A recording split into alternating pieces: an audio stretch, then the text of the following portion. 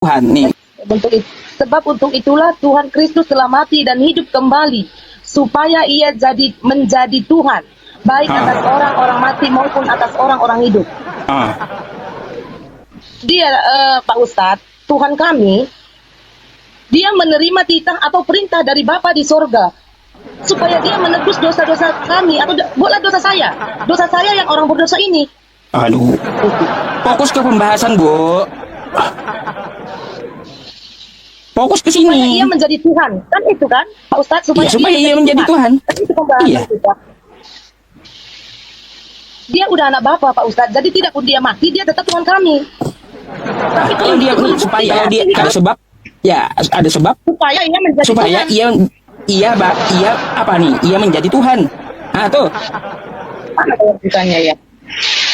Kayak gimana? Seperti gini, Tuhan ini. Anda tertawa itu. Tuhan Anda dibegitukan, Anda tertawa. Harus bersedih. Anda tertawa. Ya kenapa kita harus bersedih? Dalam Bible aja ini sembah. Kalau diajarkan menyembah Ini dalam tentang Bible, Yesus ini. Ya silakan. Ya. Nah, nih. Ada sempat ayat yang ke 23. Yang saya baca dari atasnya apa, Robin? Oh ya silakan. Sorry. Kamu menyembah apa yang tidak kamu kenal. Kami menyembah apa yang kami kenal. Ini kata Yesus. Yesus pun menyembah gitu. Nah siapakah Tuhan itu? Sebenarnya Kristen lebih baik menyembah roh daripada menyembah Yesus. Karena dikatakan bahwa Tuhan itu adalah roh. Nah kalau kita lari secara keadilan ya, kebenaran. Tapi maksudnya itu bukan roh yang disembah. Maksudnya itu menyembahlah kepada Tuhan yang tidak terlihat. Itu maksudnya Pak Uta Yusuf. Saya setuju dengan itu. Saya setuju. Ya setuju, kenapa Kita kau menyembah pertuhankan pada yang tidak kita lihat. Nah, kenapa kau pertuhankan yang terlihat? Yesus kan pernah terlihat. Sekalipun itu gak pernah melihat, tapi kan bangsa Yahudi melihat. Nah, begitu ya saya maksud toh. Tapi gak apa-apa, hidup ini pilihan kok. Silakan itu mempertuhankan Yesus selama-lamanya, silakan. Tuhan Yesus tidak benar yang tidak terlihat. Tuhan harus jadi korban. Lah kok disebut maha kuasa? Semua yang berakal sehat memahami bahwa Tuhan Maha Kuasa itu tidak tunduk pada entitas apapun, apalagi mengalami derita dan kematian. Ya, sering Oten bilang gini, Tuhanku Maha Kuasa, makanya dia bisa jadi apa saja ya, termasuk bisa jadi manusia, mati dan bangkit. Itu menurut mereka adalah kuasa. Lah ini sama aja mengatakan itu batu padas sangat keras dan berat malah ya, makanya dia bisa diolah menjadi dodol dan spon. Ya ampun Bu, jangan begitu dong Bu, saya dengar Bu. Kenapa? Aku tahu Bu, dia pakai kerudung di tempat jatuhan itu.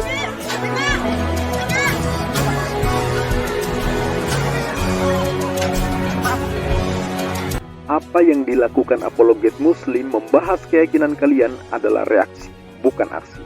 Selama kalian masih mengusik apa yang menjadi iman kami, keluar masuk kampung menjual agama kalian ke kami, maka selama itu pula kami akan hadapi, membedah apa yang kalian tawarkan sebagai bentuk perlawanan anasir-anasir penyesatan dan pemurtadan yang gentayangan dan kalian tebar.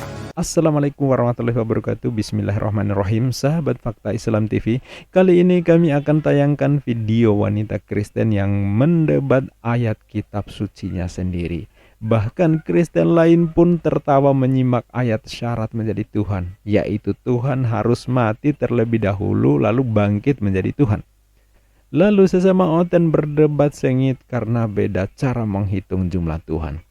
Masya Allah ya, bersyukur kita sebagai muslim dan waras, sehingga kita tidak berada dalam kebingungan abadi seperti saudara kita di Kristiani. Bayangin sahabat, persoalan ketuhanan aja udah lebih 2000 tahun berlalu sampai hari ini. Bahkan sampai kiamat nanti ya, mereka tetap gak pernah sepakat menghitung jumlah Tuhannya ya.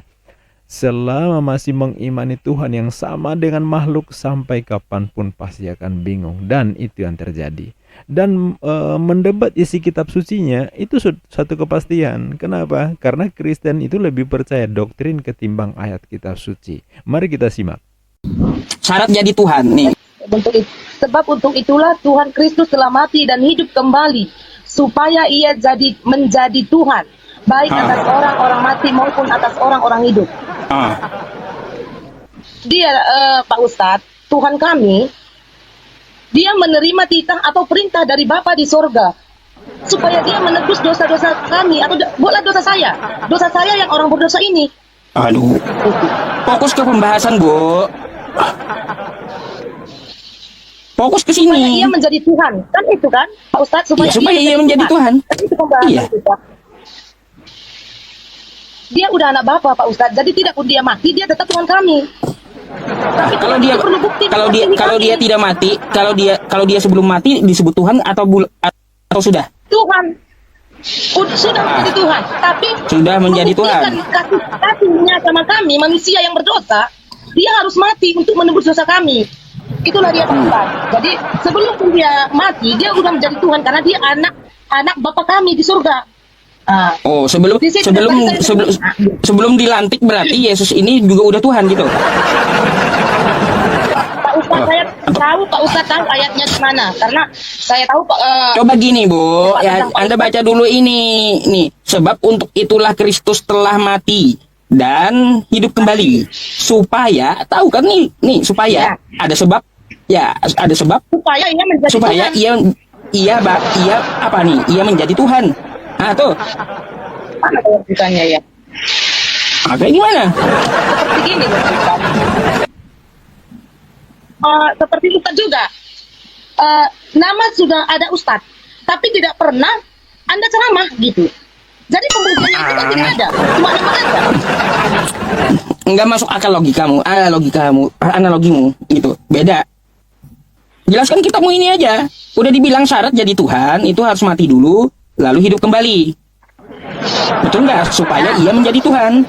Yang saya tahu, anak Bapa Tuhan Yesus sudah menjadi Tuhan. Tapi untuk membuktikannya kasihnya sama kami, dia harus mengorbankan hidupnya. Yang kita masalahkan ini. Sebab untuk itulah Kristus telah mati dan kembali dan hidup kembali supaya ia menjadi Tuhan. Nah, supaya ia menjadi Tuhan. Sebab itulah Kristus telah mati dan hidup kembali supaya ia menjadi Tuhan baik atas orang-orang mati ataupun. Coba bawahannya Pak Ustadz. Ayat selanjutnya. Ya tahu nih apa. Terus Coba selanjutnya. Ayat selanjutnya. ini selanjutnya.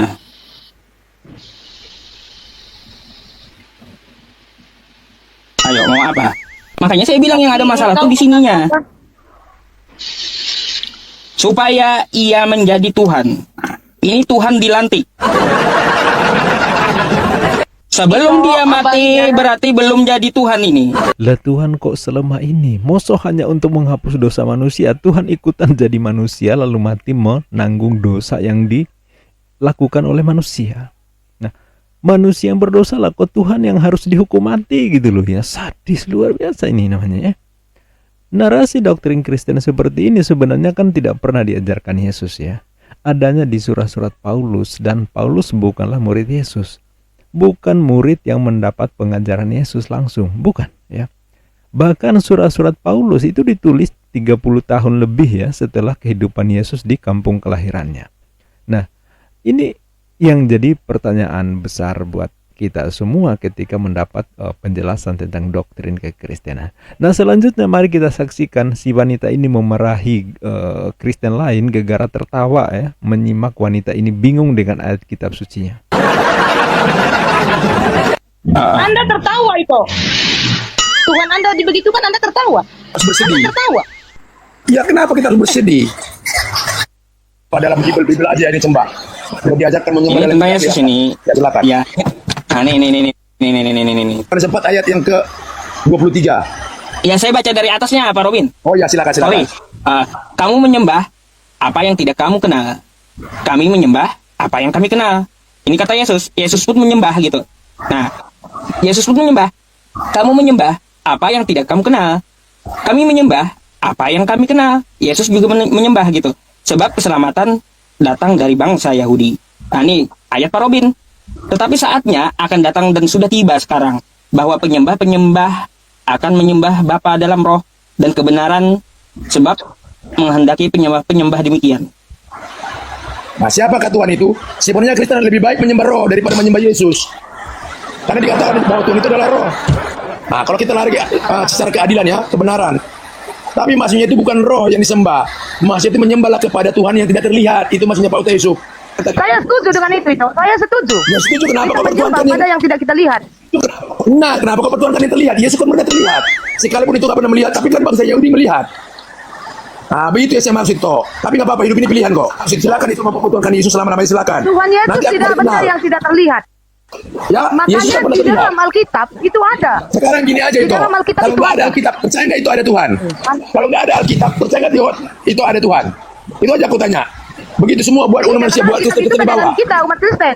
Sekarang aku tanya, kalau nggak ada Pegangan Alkitab, umat Kristen. itu nggak usah jabir, nggak usah dua mulut. Sekarang aku mau tanya, katakan dia jika iya, katakan tidak jika tidak. Kalau nggak ada Alkitab, percaya nggak itu ada Tuhan? Itu aja kuncinya. Saya tidak percaya. Hah? Karena di Alkitab baru saya tahu dia penebus Kalau saya. nggak ada Alkitab, nggak percaya. Berarti itu mengadakan apa yang terlihat? Ya sudah, mengadakan apa?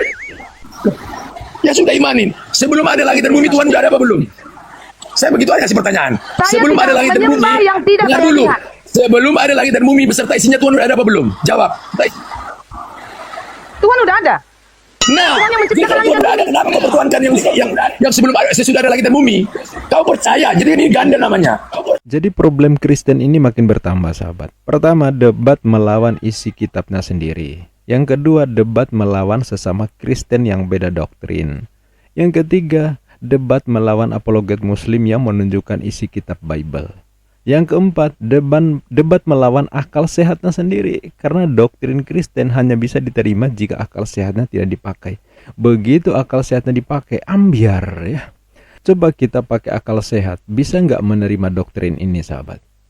Untuk disebut maha kuasa, Tuhan jadi manusia, lahir dari rahim manusia untuk tujuan menderita dan mati terkutuk demi menebus dosa manusia. Tuhan harus jadi korban. Lah kok disebut maha kuasa? Semua yang berakal sehat memahami bahwa Tuhan maha kuasa itu tidak tunduk pada entitas apapun, apalagi mengalami derita dan kematian. Ya, sering Oten bilang gini, Tuhanku maha kuasa, makanya dia bisa jadi apa saja ya, termasuk bisa jadi manusia, mati dan bangkit.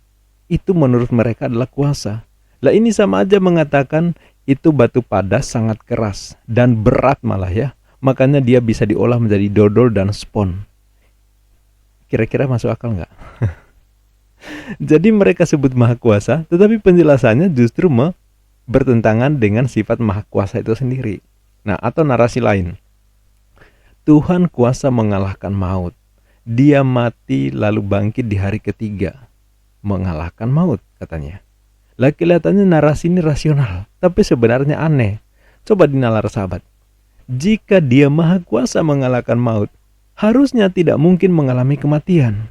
Jika ada 1 detik pernah mengalami mati, ya, pernah di alam maut, berarti takluk menghadapi maut. Lah Tuhan mustahil mengalami kematian walaupun hanya 1 detik, apalagi sampai 3 hari. Wah, luar biasa ya. Lihat petinju, sahabat ya. Ketika dia jatuh, lalu diperingatkan oleh wasit dengan hitungan gitu ya. Kalau nggak bisa bangkit, ya pasti kalah. Pasti kalah, pasti ditetapkan kalah. Walaupun mungkin 20 detik berikutnya ya dia bangkit dan gagas siap tanding lagi, tetap saja kalah, dipastikan KO. Itu rasional ya. Selain itu coba, jika dikatakan dibangkitkan di antara orang mati, seperti yang dikatakan Paulus di Roma 10 ayat 9. Atau Yesus itu telah dibangkitkan Allah pada hari ketiga, di Kisah Para Rasul 10:40. Itu pun ternyata menunjukkan bahwa Yesus tidak bangkit dari kuasanya sendiri. Ya, Yesus tidak bangkit dengan kekuasaannya sendiri, tapi dibangkitkan oleh Allah. Yesus bergantung pada kekuasaan yang diperintah oleh Allah. Sebagaimana kesaksian Yesus sendiri di Yohanes 5:30, 12:49, atau baca di Matius pasal 26 ayat 39. Nah, jika itu Tuhan, mustahil dikendalikan oleh entitas lain. Nah, Yesus tunduk pada kuasa Bapa. Yesus menyerahkan nyawanya. Yesus menerima kuasa. Artinya yang superior itu Bapa, bukan Yesus. Maka satu-satunya Tuhan yang benar pasti Bapa, bukan Yesus. Dan itu dikatakan sendiri oleh Yesus di Yohanes 17 ayat 3. Nah, masalahnya adalah Kristen ini ternyata lebih percaya ayat Paulus di Roma 10 ayat 9 yang menuduh Yesus adalah Tuhan ketimbang sabda Yesus bahwa satu-satunya ilah yang benar adalah Bapa. Nah, jadi antara Paulus dan Yesus berbeda dalam hal ini ya. Soal Tuhan loh ya. Nah, yang paling menohok adalah selanjutnya. Jika Yesus adalah Tuhan dan pada saat yang sama dia mati di kayu salib untuk menebus dosa, maka yang sulit dijawab oleh Kristen adalah, yang menebus dosa itu Tuhan atau manusia? Jika manusia, maka doktrin penebusan dosa itu ambruk seketika. Karena dalam iman Kristen semua manusia telah berbuat dosa, lahir membawa dosa warisan Adam. Dan Yesus jelas manusia, ya. Yesus itu manusia. Lah manusia menebus manusia, sama-sama berdosa dong. Maka sia-sialah konsep penebusan dosa bagi Kristen. Nah, kenapa? Karena ternyata tidak perlu Tuhan, manusia bisa menebus manusia. Ambiar pada akhirnya ya. Nah, tapi jika mengatakan bahwa yang menebus dengan kematiannya di kayu salib itu adalah Tuhan, maka tambah masalah lagi.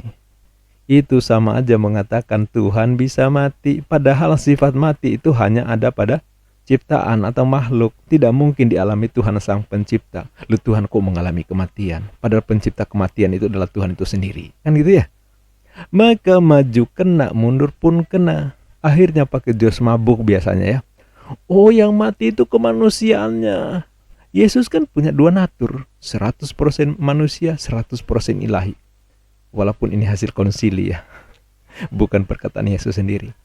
Tetap saja nggak mengubah keadaan. Dua kodrat melekat, maka saat mati berarti Tuhan dan manusia sama-sama mati. Saat lahir dan netek, berarti Tuhan ikutan lahir dan netek juga. Kan 100% manusia, 100% Tuhan. Kodratnya melekat. Kalau begitu saat netek ya ikutan juga dong Tuhannya. Ambiar apa yang terjadi ya. Nah, sahabat, setelah paham soal ini, sahabat muslim masih ada nggak yang mau murtad memilih agama yang sedang kita bahas ini? Hanya karena iming-iming berkata bahwa salah satu warga Israel adalah Tuhan dan percaya dia mati menebus dosamu, maka kamu dijamin masuk surga.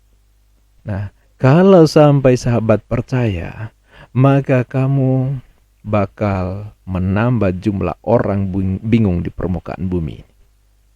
Oten, lebih 2000 tahun berlalu sampai sekarang sampai kiamat akan tetap berada dalam kebingungan, hanya persoalan menghitung jumlah Tuhannya.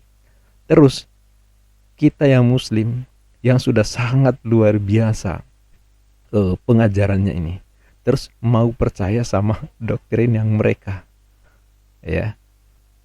Jelas saja menambah jumlah orang bingung yang tidak pernah berkesudahan sampai nanti kiamat. Itu saja sahabat, sampai jumpa di video berikutnya. Billahi taufik wal hidayah. Wassalamualaikum warahmatullahi wabarakatuh.